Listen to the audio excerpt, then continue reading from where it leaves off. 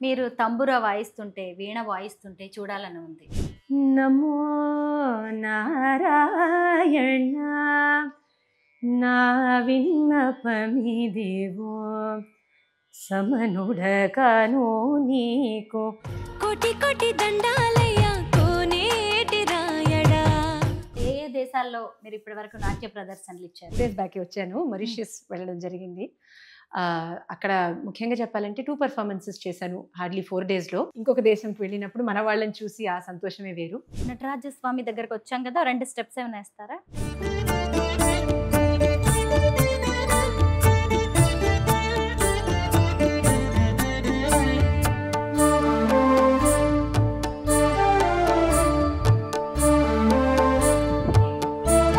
తంబురా కదండి? తంబురా ఇది. కాకపోతే ఈ తంబురాలో ఒక విశేషం ఏంటంటే, మామూలుగా తంబురాలు కొంచెం పెద్దగా ఉంటాయి. యాక్చువల్లీ ఇది బుజ్జిగా చక్కగా మా ఇంట్లో చిన్న పాప ఇలా ఉంటుంది అనమాట. కళాకారులకి విజిబిలిటీ ఉంది, కళలకి అందరూ తెలుసుకుంటున్నారు. కాకపోతే ఏంటంటే దాని వెనకాల ఉన్న కమిట్మెంట్, దాని వెనకాల ఉన్న మనం ఇవ్వవలసిన శ్రద్ధ ఏంటి అన్నది కొందరు గమనిస్తున్నారు, కొందరు గమనించలేని పరిస్థితి. ఇప్పుడు నా దగ్గరే ఇప్పుడు కూడా చాలా బాధ అనిపిస్తుంది. కొంతమంది ఫోన్ చేసి మేము యూఎస్కి వెళ్ళిపోతున్నాం, ఎక్కడో వెళ్ళిపోతున్నాం, సమ్వేర్ మా ఇంట్లో ఊరికే సరదాగా డెకరేషన్ కోసమని కొన్ని తబలాలు, కొన్ని మృదంగాలు, కొన్ని వీణలు అవి పెట్టుకున్నాము, మీరు తీసుకుంటారా అని అన్నప్పుడు నిజంగా బాధ అనిపిస్తుంది. ఎందుకంటే ఇవన్నీ ఒక షో పీస్ కింద పెట్టుకునే వస్తువులు కాదు. ఇవన్నీ ఇప్పుడు తంబురా ఉందంటే ఆ కాలంలో దాన్ని ఎంత ఆరాధించి దానిని ఒక తల్లిగా చూసి, ఇప్పటికీ కూడా విజయదశమి ముందు రోజు సరస్వతి పూజ అప్పుడు ఎంత శ్రద్ధతో పూజ చేస్తామంటే అది ఊరికే ఒకరోజు పూజట్లో అలా షోకి పెట్టి ఒక ఫోటో తీసి పెట్టడానికి కాదు కదా. అది కూడా ఒక కమిట్మెంటే అన్న సంగతి ఇవాళ రేపే తెలుసుకుంటూ ఉన్నామన్నమాట. ఓ పాప అంత కమిట్మెంట్ చూపించడం కూడా కష్టపడుతున్నారేమో జనాలు అన్నట్టు. చాలా వీణ నేను చెప్పినట్టు అమ్మ వాయించేవారు, అమ్మ అండ్ అన్నయ్య. సో ఇద్దరు వీణ నేర్చుకున్నారు బాగానే, అంటే మంచి లెవెల్ వరకే నేర్చుకున్నారు. ఈ మధ్య సందర్భం వల్ల వాయించలేకపోతున్నారు. బట్ చెప్పినట్టు మా ఇంట్లో కళలు అంటే అందరికీ ఇష్టం. కొందరు చేస్తున్నాము, కొందరు చూస్తున్నారు. ఇలా యాక్చువల్లీ వీణలు రెండు మూడు వీణలు ఉన్నాయి ఇంట్లో. చాలా డిఫికల్ట్ ఇన్స్ట్రుమెంట్. కాకపోతే బాగా ఒక మనం వీణ అన్న వెంటనే మనం నారదుడు, సరస్వతి అమ్మవారు, చాలా ఒక వేదకాలం నుంచి ఉన్న ఇన్స్ట్రుమెంట్. ఇవాళ రేపు వెసులుబాటు కోసమని దాన్ని బాగా మాడిఫై చేసి కూడా వాయిస్తున్నారు. కాకపోతే బాగా ఒక సామవేదంలో కూడా వీణ గురించి చాలా రెఫరెన్సెస్ ఉన్నాయి, అన్ని వేదాల్లో ఫర్ దట్ మ్యాటర్. సరస్వతి అమ్మవారి చేతిలో ఉంటుంది, నారదుడి చేతిలో ఉంటుంది, హనుమంతుడు వీణ వాయిస్తారంటారు. ఆ వీణలో చాలా రకాలు ఉన్నాయి.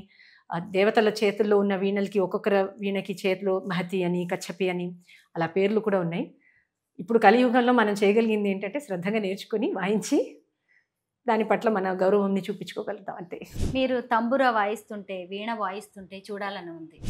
నమో నారాయణ నా విన్నపమిదివో సమనుడగాను నీకు సర్వేష రక్షించవే. నమో నారాయణ నా విన్నపమిదివో సమనుడగాను నీకు సర్వేష రక్షించవే. నమో నారాయణ.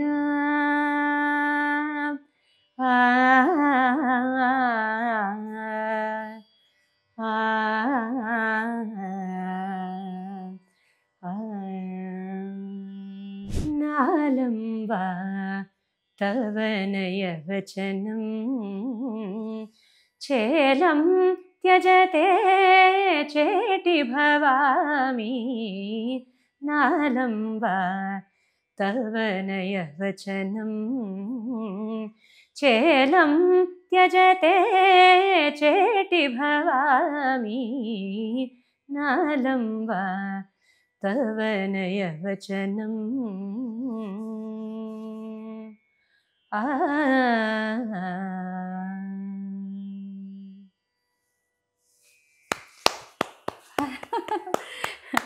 వినాయకుడి విగ్రహం చాలా బాగుందండి. దీనికి కూడా ఏదో స్టోరీ ఉండి ఉంటుంది అనుకుంటున్నాను నేనైతే. ఇది కూడా ఉమ్, చెన్నై నుంచి వచ్చాడు ఈయన బొజ్జ గణపయ్య మా ఇంటికి. అలాగా. బాగా క్యూట్ గా అనిపిస్తారు పాపం. అఫ్ కోర్స్ వినాయకుడు ఎక్కడున్నా ఒక చిన్న కదా? సంతోషం కదా, అది అవునవును. అందరికి. ఎలా చేసినా గానీ ఒదిగిపోయే దేవుడు అంటే వినాయకుడు. అవును, పేచీలు పెట్టాడు. అమ్మ ఏం చెప్తే అది వింటాడు. అలాగే భక్తులు ఏది అడిగినా గానీ ఇచ్చేస్తాడు. అండ్ పాప ఆయన అకామిడేటింగ్ నేచర్ ని మనం కూడా బాగానే వాడేసుకుంటున్నామేమో అవును. అనిపిస్తుంది. నాకు కూడా అదే అనిపిస్తుంది.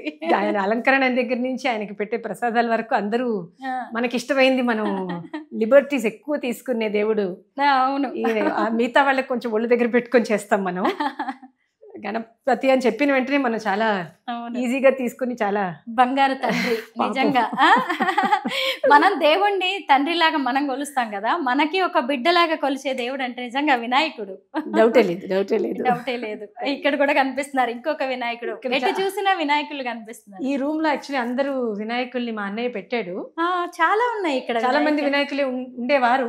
ఆ, తర్వాత కొంచెం అక్కడ మిక్సప్ కూడా అయ్యి మిగతా వాళ్ళు కూడా వచ్చేసారు ఎంత కొంత. బట్ యాక్చువల్లీ ఈ రూమ్ మాక్సిమం చాలా మంది వినాయకులే ఉండేవారు ఇక్కడ. అవును నిజమే. డిఫరెంట్ గా ఉన్నాయి ఇవన్నీ కూడా. అన్నయ్య అలా సెట్ చేశాడు. ఈ ప్రతిమలు అన్ని కూడా డిఫరెంట్ గా ఉన్నాయి. అన్నయ్యకి ఇష్టమేమో. అన్నయ్య అలా సెట్ చేశాడు. ఈ ఒక రూమ్ లో వినాయకుడు అని, ఒక రూమ్ లో కృష్ణుడు అని అన్ని చేశాడు. ఓకే, థీమ్స్ లాగా. సీమ్స్ లాగా అన్నయ్యకి సరదా చేశాడు.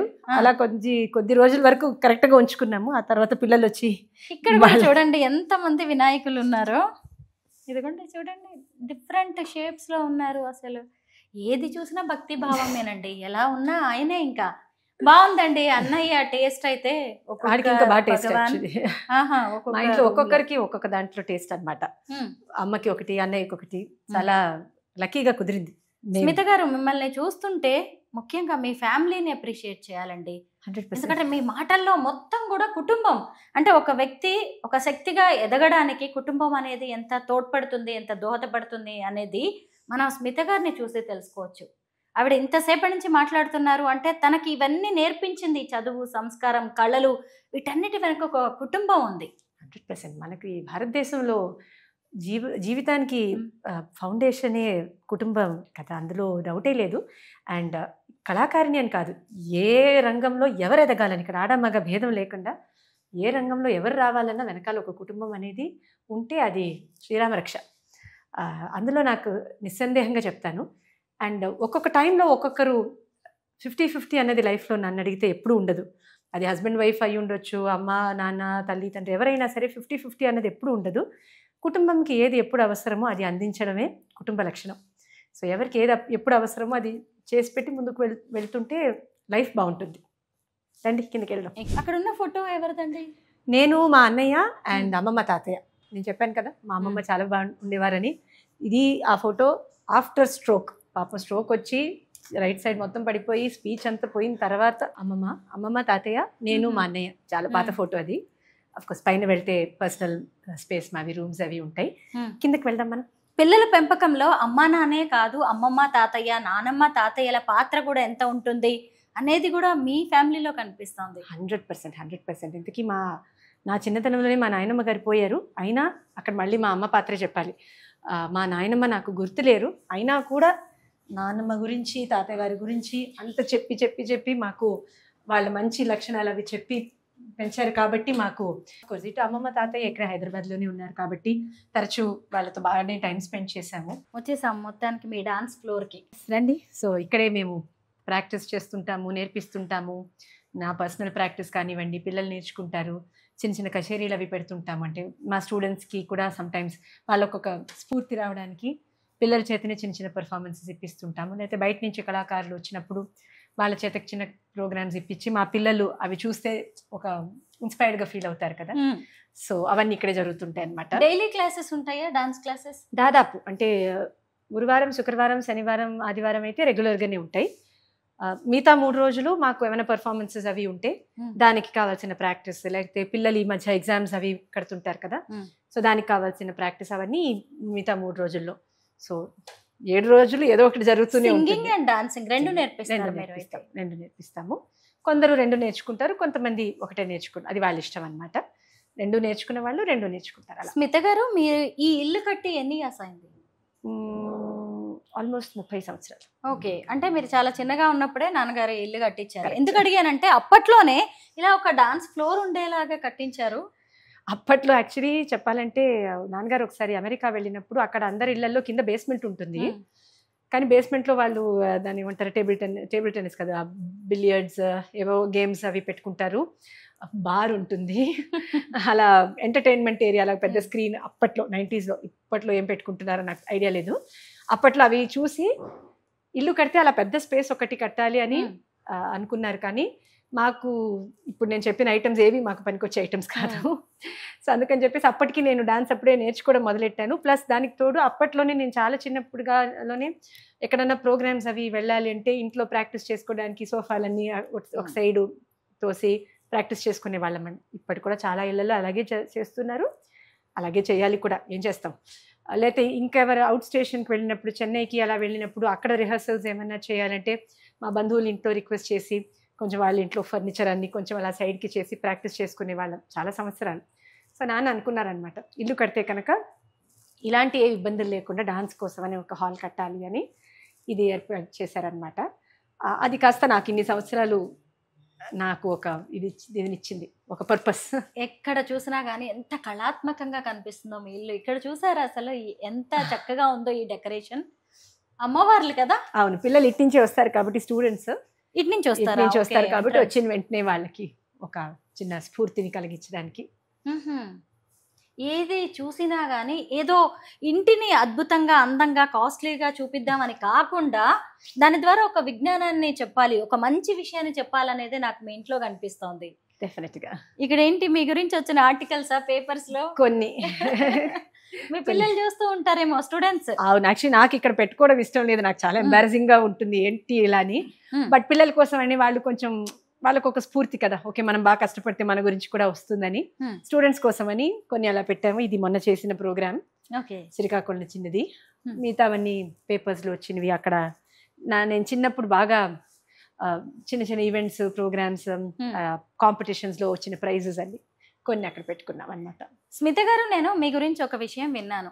మీ దగ్గరికి పేద పిల్లలు కూడా డాన్స్, సింగింగ్ నేర్చుకోవడానికి వస్తూ ఉంటారంట. ఎవరి దగ్గర కూడా రూపాయి కూడా తీసుకోకుండా చెప్తూ ఉంటారంట, నిజమేనా? 100% నిజం. చాలా మంది వస్తుంటారు. రాలేని పిల్లలకి ఆన్లైన్ లో కూడా చెప్తుంటాము. అంటే వాళ్ళ దగ్గరే, బికాస్ ట్రాన్స్పోర్ట్ కి కూడా కష్టపడే పిల్లలు ఉంటారు కదా కొంతమంది. సో వాళ్ళ కోసమని ఆన్లైన్ లో కూడా చెప్తాను. ఇక్కడ కూడా వచ్చినప్పుడు ఫీజు ఇవ్వలేని పిల్లలు, ఫీజు ఇచ్చే పిల్లలు, అలా భేదం, వాళ్ళకి సెపరేట్ బ్యాచ్ అని కాకుండా అందరినీ కలివిడిగా ఒకటేసారి క్లాస్లో తీసుకుంటాము. అండ్ ఆ డిస్కషనే రాదు, వీళ్ళు ఆ గ్రూప్ అని ఈ గ్రూప్ అని, ఆ డిస్కషనే దానికి తావు లేకుండా ప్రొడక్షన్స్లో కూడా వాళ్ళని జాయిన్ చేసుకుంటూ, మేము చేసే పెద్ద పెద్ద ప్రోగ్రామ్స్లో కూడా ఆ పిల్లల్ని కూడా వాళ్ళకి ఆపర్చునిటీని కల్పించి, ఇది నిజంగా నేను చేసేదో పెద్ద సేవ, పెద్ద సర్వీస్ అని నేను అస్సలు అనుకోను. ఎందుకంటే మా సంగీతం గురువు గారి గురించి ఇక్కడ చెప్పాలి. హైదరాబాద్ సిస్టర్స్, సప్తగిరి సంగీత విద్వాన్మణి లలితమ్మ గారు. నేను నేర్చుకున్నప్పుడు, ఇంతకీ నేను ఆవిడ దగ్గర చాలా సంవత్సరాలు నేర్చుకున్నాను. దేవుడి దయ వల్ల మా తల్లిదండ్రులు ఫీజు ఇచ్చే పరిస్థితే, అయినా ఆవిడ తీసుకోలేదు. ఓహో, ఒక్క రూపాయి తీసుకోలేదు. ఎంతవరకు అంటే, సరే ఫీజే తీసుకోలేదు, కనీసం విజయదశమి నాడు ఏమైనా ఒక తాంబూలం ఇచ్చినా అది కూడా తీసుకునేవారు కాదు. నువ్వు సరిగ్గా పాడు, బాగా నేర్చుకో, అదొక్కటి చాలు. అలాంటి గురువుల దగ్గర నేర్చుకున్న వాళ్ళం కాబట్టి నాకు ఇది పెద్ద, నేను చేసేది పెద్ద సర్వీస్ కానీ నేను అస్సలు ఏనాటికి చెప్పను, చెప్పకూడదు కూడా. ఎవరైతే ఫీజు ఇవ్వగలిగే సిచ్యువేషన్లో ఉన్నారో వాళ్ళు ఇస్తారు, తీసుకుంటాము ఆనందంగా, అదేం లేదు. కానీ మాకు వీలైనంత వరకు చాలామందికి నేర్పాలనేది కోరిక. కళామ తల్లి ముద్దు బిడ్డగా కళామ తల్లికి ఎంతో సేవ చేస్తూ ఉన్నారు. చిన్నప్పటి ఫోటోనా? ఇలాంటి ఒక ఫోటో చూసే ఎంఎస్ రెడ్డి గారు యాక్చువల్లీ మా తల్లిదండ్రుల్ని అప్రోచ్ అవ్వడం జరిగింది. ఇది భరతనాట్యం అరంగేట్రంకి ముందు తీసిన ఫోటో. ఇన్విటేషన్స్ కోసం తీస్తారు కదా, అలాంటి ఫోటో ఒకటి. ఎంత క్యూట్ గా ఉన్నారు. స్మిత గారు, ఎప్పుడైనా అనిపించిందా సినిమాల్లో అవకాశాలు ఎందుకు వదిలేశాను అని? ఎప్పుడు అనిపించలేదు. బాగుంది లైఫ్ మీకు, చాలా చాలా హాయిగా ఉంది. బికాస్ ఏదో నాకు నచ్చిన ఆపర్చునిటీ వచ్చింది, అయినా నేను చెయ్యలేకపోయాను, వదులుకున్నాను, పరిస్థితుల వల్ల చేయలేదు, అలాంటిది ఏం లేదు. నేను నో చెప్పిన ఆపర్చునిటీస్ అన్నీ కూడా మనస్పూర్వకంగానే నో చెప్పాను, మనస్ఫూర్తిగానే నో చెప్పాను. సో ఇప్పుడు సపోజ్ మనకి చాలా మంచి ఆపర్చునిటీ వచ్చింది, బట్ నాకు ఆ టైంలో వేరే ఏదో ఒకటి వచ్చింది కాబట్టి నేను చేయలేకపోయాను, అలాంటివి ఏమైనా ఉండుంటే మేబీ నేను రిగ్రెట్ ఫీల్ అయ్యేదాన్నేమో. బట్ అలాంటిది ఏం లేదు. నేను అప్పుడు చదువుల్లో బాగా బిజీగా ఉన్నాను, పర్ఫార్మెన్సెస్ బాగా చేస్తున్నాను. సో అప్పుడు వచ్చిన మూవీస్ నేను ఏది చేయలేదు. ఇప్పటికీ కూడా నాకు సెట్ అయ్యేది ఏమైనా వస్తే చేస్తానేమో, నాకు చెయ్యకూడదని కాదు, నాకు వచ్చినవి నాకు పెద్దగా సూటబుల్గా అనిపించలేదు, చేయలేదు, అంతే. రోజు నటరాజ స్వామితో ఏం చక్కగా మీరు పిల్లలతో కలిసి ఇక్కడ ఆయన ముందు డాన్స్ చేస్తూ ఉంటారేమో కదా, కళాలయం అన్నారు కదా, నిజంగా ఆ మాట వాస్తవం ఉంది. అందరూ అంటుంటారు, ఇన్ ద సెన్స్ డాన్స్ నేర్చుకోవడానికి చాలా ప్లేసెసే ఉన్నాయి, కానీ ఒక మంచి దేవుళ్ళకి సంబంధించిన ఒక ఫీలింగ్తో ముందుకెళ్ళడం అనేది భాగ్యమే అందరికీ. అంటే నేర్పే వాళ్ళకి కూడా అది భాగ్యమే, ఎందుకంటే ఎక్కడ పడితే అక్కడ నేర్పించవచ్చు, బట్ ఒక సందర్భం, ఒక ఆ స్థలం అనే దానికి కూడా ఎంతో కొంత యాడ్ చేస్తుంది కదా. సో ఆ విషయంలో నేను అదృష్టం చేసుకున్నానే చెప్పాలి. ఇవన్నీ కూడా సినిమా అండి, బాలరామాయణానికి సంబంధించిన ఇవి రెండు మూవీ ఇది కదా. సీతమ్మ అది నా అరంగేట్రం ముందు చేసి, ఇది అరంగేట్రం ఫోటో. ఇది బాలరామాయణంలో సీత, శ్రీవైకుంఠంలో, శ్రీవైకుంఠంలో అది బాలరామాయణంలోనే. ఐ థింక్ ఆ మూవీలో వన్ ఆఫ్ ద స్టార్టింగ్ లో వచ్చే షార్ట్స్ లోనే అందరూ దేవతలందరూ వచ్చి విష్ణుమూర్తిని వేడుకుంటారనమాట, మీరు రాముల వారిగా రావాలని. అప్పుడు పాదసేవ చేస్తూ ఉంటారు. కరెక్ట్. ఓ అప్పటిదే ఈ ఫోటో, అమ్మవారు వైకుంఠంలో లక్ష్మీదేవి. మా అమ్మకి చాలా నచ్చి దాన్ని ఫ్రేమ్ చేసి పెట్టుకున్నాను అనమాట. ఇదే కదా సీతమ్మ నార వస్త్రాలతో. ఇంతకీ ఎప్పుడైనా జూనియర్ ఎన్టీఆర్ తో మాట్లాడుతూ ఉంటారా? ఈ మధ్య సందర్భం కుదరలేదు, చాలా సంవత్సరాలు అయింది మాట్లాడి కూడా, మరి ఈ మధ్య మాట్లాడలేదు, అంటే సందర్భం రాలేదు అందుకే. స్మిత గారు మళ్ళీ అవకాశం వస్తే సినిమాలో యాక్ట్ చేస్తారా? మేబీ. నో అని చెప్పడానికి ఏం లేదు కదా, నెవర్ సే నో. ఎందుకంటే నాకు మూవీస్ అన్న రంగం బాగా ఇష్టం యాక్చువల్లీ. పెద్దగా చూడను, కానీ యాజ్ అ ఫీల్డ్ నాకు దాని మీద చాలా రెస్పెక్ట్ అని చెప్పాలి. ఎందుకంటే ఎన్ని కళలు ఒక చోటకి వస్తే కానీ ఒక మూవీ చేయగలుగుతారు. ఆ మూవీస్ గురించి అందరు కమెంట్ చేస్తారు, ఆ మూవీ బాగుంది, ఈ మూవీ బాగాలేదని, కానీ నిజంగా చాలా కష్టపడితే కానీ ఒక సినిమా రాదు కదా బయటికి. సో అందుకని నాకు సినిమాలంటే బాగా ఒక ఆరాధన భావం ఉంది, కానీ మేబీ చేస్తానో ఏమో తెలీదు. ఇది చాలా ఒక గమ్మత్తైన ఇది. ఒక నా 13వ ఏట అనుకుంటాను, ఒక ఆర్గనైజేషన్ వాళ్ళు వచ్చి ఒక చిన్న ఆనరింగ్ చేశారు, నాకు సన్మానం. వాళ్ళు ఒక కవి చేత ఒక పోయం రాసి దీంట్లో పెట్టారు. అందులో 13 స్టాన్సాలు ఉన్నాయి, ఇంగ్లీష్ లో అలాగే తెలుగులో. ఇంగ్లీష్ లో తెలుగులో 13 చరణాలు వచ్చేటట్టు మీ గురించి, నా గురించి చేసి, అప్పుడు నా హైట్ ఇంత. ఇన్ఫాక్ట్ నాకు చాలా ఆశ్చర్యం, ఫస్ట్ అండ్ లాస్ట్ టైం నా లైఫ్ లో అలా జరిగింది. ఆ ఫంక్షన్ ముందు వాళ్ళు వచ్చారు ఇంటికి ఇన్విటేషన్ అవి ఇవ్వడానికి. నేను 13 ఏళ్ళే కదా, ఇంచ్ టేప్తో వచ్చారు. ఎందుకండి ఇంచ్ టేప్తో వచ్చారంటే మీ హైట్ మెజర్ చేయాలన్నారు. ఎందుకండి అంటే మీ హైట్ ఎంత ఉందో ఆ హైట్కి చేస్తామని పాపం కడపలో ఆ ఆర్గనైజేషన్, ఆ కళాశ్రవంతి అని నాకు టైటిల్ ఇచ్చి మరి పాపం చాలా ప్రేమ ఆప్యాయతతో చేశారు ఆ ఫంక్షన్. మేము ఇంకా మర్చిపోలేము ఆ ఫంక్షన్, ఎందుకంటే ఇది కడప నుంచి హైదరాబాద్కి తీసుకురావడమే అదో ప్రాజెక్ట్, ఇంత హైట్. మీ జర్నీలో ఇలాంటివి ఎన్నో ఉండొచ్చేమో. చాలా చాలా ఉంటాయి. అసలు చూడండి ఎన్ని అచీవ్మెంట్స్, ఎన్ని అసలు మెమెంటోస్ ఉన్నాయి, పురస్కారాలు ఉన్నాయి. ఇవన్నీ తక్కువ, ఇంకా చాలా ఉండుంటాయి. చాలా ఉండుంటాయి, కరెక్ట్, చాలా ఉన్నాయి. అవి మా చెన్నై ఇంట్లో కొన్ని పెట్టాము, కొన్ని అయితే నేను ఇంకా పక్కన పెట్టేశాను, అన్ని చూపించుకోవద్దని చెప్పి. కొన్ని ఇక్కడ పెట్టాను. నేను చిన్నగా ఉన్నప్పుడు మా అమ్మ ఇవన్నీ పెట్టారు. నాకు కొంచెం వ్యక్తత వచ్చిన తర్వాత అమ్మ చాలమ్మ అన్ని పెట్టకే అని నేను అన్ని పైన పెట్టించాను. అటకెక్కిచ్చేసినవి చాలా ఉన్నాయి, కొన్ని మా చెన్నై ఇంట్లో ఉంటాయి. స్మిత గారు, ఫైనల్ గా మనం ఇప్పుడు ఈ జెన్జీ కిడ్స్ గురించి మాట్లాడుకోవాలి. ఎందుకంటే కొంతమంది ఇప్పుడు ఈ కళలు నేర్చుకుంటున్నారు, డాన్సింగ్, సింగింగ్, కానీ మీలాగా ఉన్నంత ఈ డెడికేషన్ లాంటివి కనిపించట్లేదు. ఎక్కడ తేడా జరుగుతోంది? తల్లిదండ్రులనే చెప్పాలమ్మా. ఎందుకంటే పిల్లలు ఫిల్మ్, అన్ఎక్స్పోజ్డ్ ఫిల్మ్ లాగా కదా, మనం ఏది ఫోటో తీస్తే అది వస్తుంది. నన్ను అడిగితే పేరెంట్స్గా తల్లిదండ్రులు చాలా సాక్రిఫైసెస్ చేయాలి, దానిని సాక్రిఫైస్గా భావించకూడదు. బికాజ్ మన పిల్లల కోసం మనం చేసేది అది ఎప్పుడూ త్యాగం అవ్వదు, అది మన డ్యూటీ. ఇప్పుడు చిన్న ఎగ్జాంపుల్ చెప్పాలంటే, నేను చిన్నప్పుడు పాడేటప్పుడు ఐస్ క్రీమ్ తింటే గొంతు పోయేది. ఐస్ క్రీమ్ తినకు తినకు అని నన్ను చెప్పడం కాదు, మా అమ్మ నాన్న అన్నయ్య ముగ్గురు మానేశారు ఐస్ క్రీమ్. చాలా సంవత్సరాల వరకు తినేవారు కాదు పాపం. అన్న సంగతి నాకు అప్పుడు తెలిసేది కాదు. ఎందుకంటే వాళ్ళు ఐస్ క్రీమ్ తినరు, ఇంటికి ఐస్ క్రీమ్ రాదు. సో ఐస్ క్రీమ్ తినాలన్న కోరికే ఉండేది కాదు. సో ఆ ఐస్ క్రీమ్ మానాల్సిన విషయం అనేది నాకు చాలా సులభం అయిపోయింది. బికాస్ ఇప్పుడు ఇంట్లో పక్కన వాళ్ళు కూర్చొని తింటుంటే మనకు అనిపిస్తుంది కదా, ఇది చాలా చిన్న విషయం. కానీ అలాంటివి మన పిల్లలు తప్పుదారికి వెళ్ళకూడదంటే నేను ముఖ్యంగా తల్లిదండ్రులనే చెప్తాను. ఎందుకంటే ఇక్కడ నేను తల్లి తండ్రి అని నేను సెపరేట్ చేసి చెప్పను. ఎందుకంటే మా పేరెంట్స్ ఇద్దరు కూడా పక్కాగా ఈక్వల్గా ఉండబట్టే నేను మా అన్నయ్య ఇద్దరు కూడా ఏదో లైఫ్లో కొంచెమైనా సాధించగలిగాము. సో ఇందులో తల్లిదే ముఖ్య పాత్ర అని ఉన్నా కూడా తండ్రులు కూడా మ్యాక్సిమం బాధ్యత తీసుకోవాలి. అండ్ చెప్పడం కాదు, పిల్లలకి చెప్పి లాభం లేదు, అలా చేయకండి ఇలా చేయకండి అని లెక్చర్స్ ఇవ్వడం కాకుండా ఆ లైఫ్ స్టైల్ వాళ్ళు ఓన్ చేసుకోవాలి. చేసుకుంటే 100% నాకు వచ్చే తరం మీద 200% నమ్మకం అయితే ఉంది. కానీ దానికి కావాల్సిన స్టెప్స్ తల్లిదండ్రులు తీసుకోక తప్పదు. మేము ఇలాగే ఉంటాము మీరు ఇలా చేయండి అంటే అస్సలు కుదరదు. సో 100% అది చేసే చూపించాలి.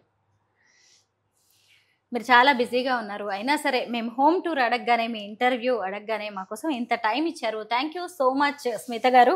అయితే మీ డాన్స్ 4 స్టెప్పులతో ఈ ఇంటర్వ్యూని క్లోజ్ చేద్దాం. తప్పకుండా, మీరు వచ్చింది చాలా సంతోషం.